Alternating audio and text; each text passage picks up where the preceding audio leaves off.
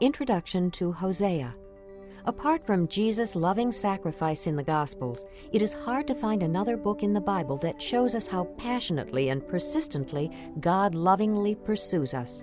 In the book of Hosea, we see a man betrayed by his wife, yet he maintains his love for her in spite of her unfaithfulness. Surprisingly, the woman is the prophet Hosea's own wife.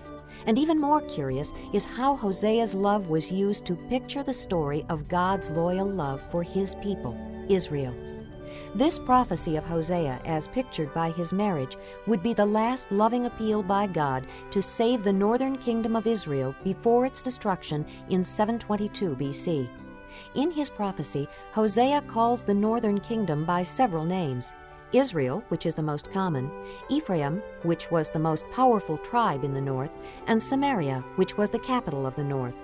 The nation Israel had been as unfaithful as a prostitute, going after pagan gods. Hosea was the last voice of a faithful, loving God to the northern kingdom. Hosea, chapter 1. The word of the Lord that came to Hosea, son of Beeri, during the reigns of Uzziah, Jotham, Ahaz, and Hezekiah, kings of Judah, and during the reign of Jeroboam, son of Jehoash, king of Israel. When the Lord began to speak through Hosea, the Lord said to him, Go, take to yourself an adulterous wife and children of unfaithfulness, because the land is guilty of the vilest adultery in departing from the Lord. So he married Gomer, daughter of Diblaim, and she conceived and bore him a son. Then the Lord said to Hosea, Call him Jezreel, because I will soon punish the house of Jehu for the massacre at Jezreel, and I will put an end to the kingdom of Israel. In that day I will break Israel's bow in the valley of Jezreel. Gomer conceived again and gave birth to a daughter. Then the Lord said to Hosea, Call her Lo-ruhamah, for I will no longer show love to the house of Israel, that I should at all forgive them. Yet I will show love to the house of Judah, and I will save them, not by bow, sword, or battle, or by horses and horsemen, but by the Lord their God. After she had weaned Lo-ruhamah, Gomer had another son. Then the Lord said, Call him Lo-ammi, for you are not my people, and I am not your God. Yet the Israelites will be like the sand on the seashore, which cannot be measured or counted. In the place where it was said to them, You are not my people, they will be called sons of the living God. The people of Judah and the people of Israel will be reunited, and they will appoint one leader and will come up out of the land, for great will be the day of Jezreel.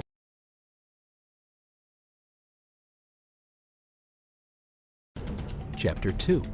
Say of your brothers, my people, and of your sisters, my loved one. Rebuke your mother, rebuke her, for she is not my wife, and I am not her husband. Let her remove the adulterous look from her face, and the unfaithfulness from between her breasts. Otherwise, I will strip her naked, and make her as bare as on the day she was born. I will make her like a desert, turn her into a parched land, and slay her with thirst. I will not show my love to her children, because they are the children of adultery. Their mother has been unfaithful and has conceived them in disgrace.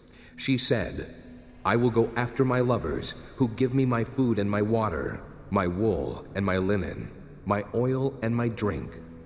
Therefore I will block her path with thorn bushes. I will wall her in, so that she cannot find her way. She will chase after her lovers, but not catch them. She will look for them, but not find them. Then she will say, I will go back to my husband as at first, for then I was better off than now. She has not acknowledged that I was the one who gave her the grain, the new wine and oil, who lavished on her the silver and gold, which they use for Baal.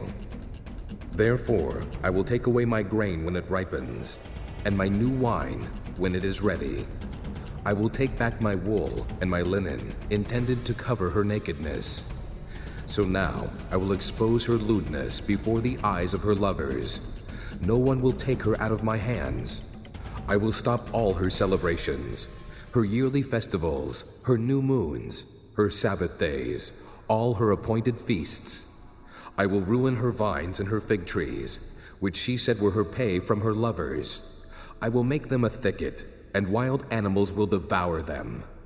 I will punish her for the day she burned incense to the Baals. She decked herself with rings and jewelry, and went after her lovers, but me she forgot, declares the Lord.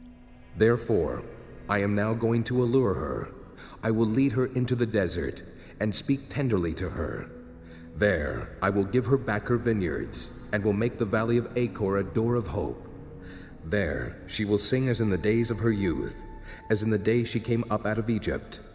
In that day, declares the Lord, you will call me my husband. You will no longer call me my master. I will remove the names of the Baals from her lips. No longer will their names be invoked.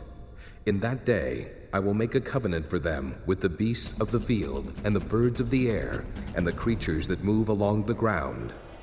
Bow and sword and battle I will abolish from the land, so that all may lie down in safety. I will betroth you to me forever. I will betroth you in righteousness and justice, in love and compassion. I will betroth you in faithfulness, and you will acknowledge the Lord. In that day I will respond, declares the Lord. I will respond to the skies, and they will respond to the earth, and the earth will respond to the grain, the new wine and oil, and they will respond to Jezreel. I will plant her for myself in the land. I will show my love to the one I called not my loved one. I will say to those called not my people, you are my people.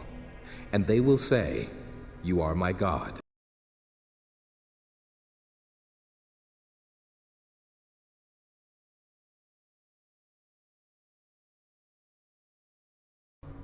Chapter 3.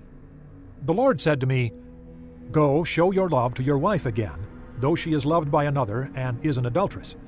Love her as the Lord loves the Israelites, though they turn to other gods and love the sacred raisin cakes. So I bought her for 15 shekels of silver and about a homer and a lethek of barley. Then I told her, You are to live with me many days. You must not be a prostitute or be intimate with any man, and I will live with you. For the Israelites will live many days without king or prince, without sacrifice or sacred stones, without ephod or idol. Afterward the Israelites will return and seek the Lord their God and David their king. They will come trembling to the Lord and to his blessings in the last days.